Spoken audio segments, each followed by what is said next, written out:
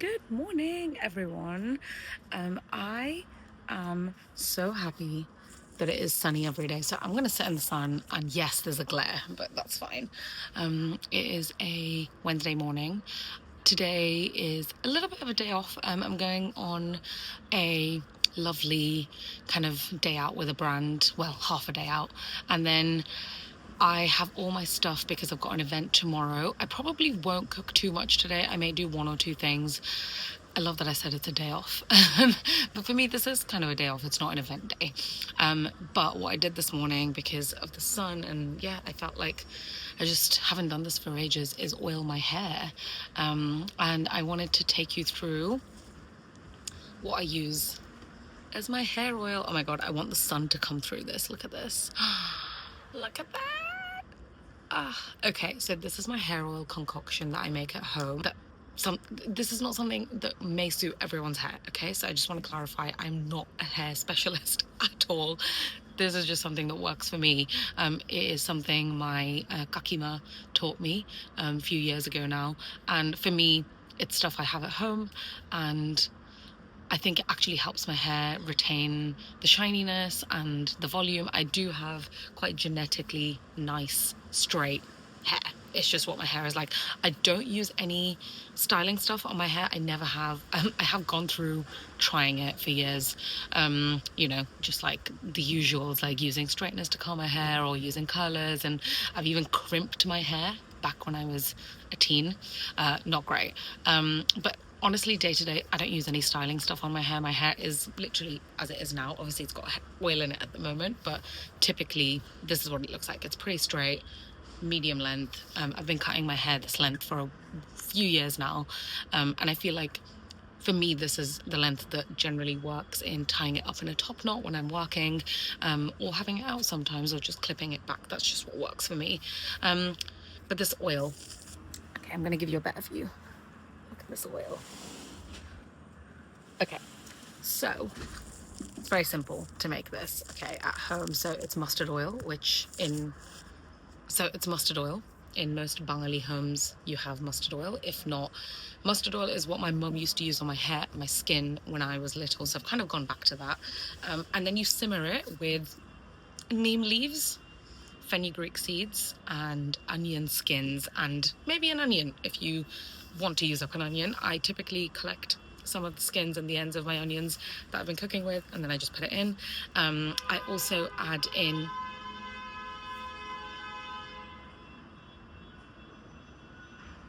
a lot of honking going on in London this morning, it seems. I typically also add in some curry leaves if I have them. Today I actually didn't have curry leaves, but I have a lot of neem at the moment from my home plant in Kolkata, so I have a lot of that. I keep it frozen. So neem leaves, onion skins, and fenugreek, that's the main thing, and the base of it being mustard oil. That's pretty much it. And I leave the stuff in the oil to seep. This is enough oil. I'm going to oil my hair a bit more as I chat to you. This is enough oil to kind of last 5-6 hair oilings. So don't make too much of it in one go, because you don't need it. And I only oil my hair maybe once a week, sometimes twice a week, sometimes once in 2 weeks. So I don't think it's something that I'm uber consistent with. However, I'd like to be. I think once a week is optimum for me. I think a couple of the tips is you don't need to leave it overnight. I think after a certain point, your hair stops absorbing oil, whatever oil you're using anyway. And I find leaving it overnight just makes a bit of a mess, because then, I have to sleep on a towel for my pillow. And yeah, I don't know. I just don't love doing that. But putting it on for like half an hour to 40 minutes before you shower, and making sure this oil is a bit warm when you put it on. So I just made it today, so it is warm naturally. But if it wasn't, I would just heat it up a little bit in the microwave, actually. And then I just really press and massage my roots. When I used to work in a cafe, I don't anymore as of December, but every Monday I would actually oil my hair. Ooh, look, hair loss. Let it go in the wind. When I used to work every Monday, because my hair would get greasy anyway in the kitchen, I would oil it every Monday and go to work. But I think doing that sometimes and going out with your hair oiled depending on where you live, obviously, it can lead to a lot of the pollution and the dust setting into your scalp, which is not ideal. So honestly, I just do it at home. I'll sit on the sofa, watch something, drink my tea, and then I'll go shower. Also, with the rest of the oil, honestly, I don't wash my hands. I just like rub it into my skin because, yeah, it's just good. And that's it. That's my hair oiling routine. I just thought it'd be nice for me to share this with you, or in case you also want to do something at home. I know, obviously, buying hair oils can be quite expensive, especially like the really high-end branded ones. And I have gone through using so many different oils for my hair, like from Vatica to the Shalimar coconut oil to the slightly fancier ones. And I don't actually have anything against them, in all fairness. I think a good hair oil, it's a massage. I think that is key. Like the kind of really, yeah, the jumpy side of it is what encourages growth and your follicles to, like, be moving around. So even, you have the most expensive hair oil, if you just chuck it in your hair and like don't massage it in, I don't know if it's going to be that much help. But yeah, for me, I think obviously genetics, whatever anyone says, I feel like there is something to do with that. And I feel like I'm probably quite blessed, but the massaging really helps. It just feels really good. So I love when Rajul or like say a cousin or my aunt or my ma massages oil in my hair. Typically when I go to India, I get that done and I really, really enjoy it. But this for me in the UK is pretty excellent and something I've been, just kind of topping up and using pretty consistently. I did go through trying rosemary oil, I remember, and again, I don't think it was bad for my hair. I just don't think it did anything extra, and it was expensive, so I stopped buying it.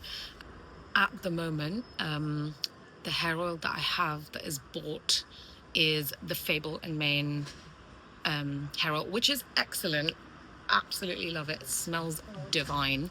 However, I don't know if that fits into my regular buying budget all the time throughout the year. So I think it's lovely to have a bottle and I use it every now and then. But is it something that I'm going to be using non-stop and telling you guys to go and buy? Probably not, because if you can afford it, buy it, of course. Great, smells amazing. But I think a home solution for me for so much hair care and skincare always works best, because I have a lot of these things at home, and I think the way I grew up was always using the kitchen. I suspect that might be the case for a lot of you, actually. Like growing up, there was, just so much like kitchen solutions to everything. Like I have this fun story, which is, so when I was little, I used to hate tomatoes. Yeah, and my mum always used to be like, one day, so putting tomatoes on your skin is excellent. Oh my God, I do it so much now. Not every day, obviously, but the seeds of the tomato have amazing actual retinol. So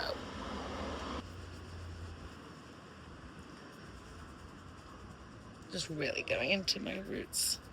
But yeah, the tomato thing for me has always been a good reminder, because it's just how I grew up. I think my parents, grandparents, aunts, uncles, they never really bought that many products. So I think for me, like, just, I know the world we live in, it's like constant like supplements and gummies and vitamins and tablets, and then buying really expensive things. It's like, it's become really normal. But I think for me, it's just never felt that natural, because of genuinely just how I grew up. And I like going back to that. I like using natural things that I can find in and around the house for my solutions for most things. So this is what I would recommend.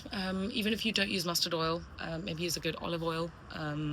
Coconut oil is a bit heavier, but of course, if that works for you and it's in your home, use coconut oil, why not? But I do think the onion skins, the neem and the fenugreek are actually really good for just general like nutrients that they can put into your scalp. And like I said, the main thing is massaging. So take some time out, take 15 minutes and massage your own scalp. Oh gosh, I always sleep so well the days I do this, because I just feel I'm so relaxed by the time I get to bed. I'm gonna go have a shower shortly, and then my hair is gonna be so luscious for the rest of the day. And this is almost a note to self to keep doing this. And also, can I just add, eating a lot of this is also really good. So much of our hair care and skincare is what we consume. And I eat neem, obviously eat shallots and onions in a lot of my food, and fenugreek seeds in most of my achars.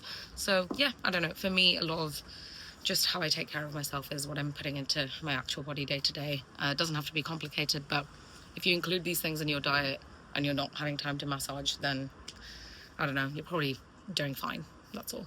I think we're all doing fine. Don't need to keep buying things. And this is a note to myself as well as it is to you.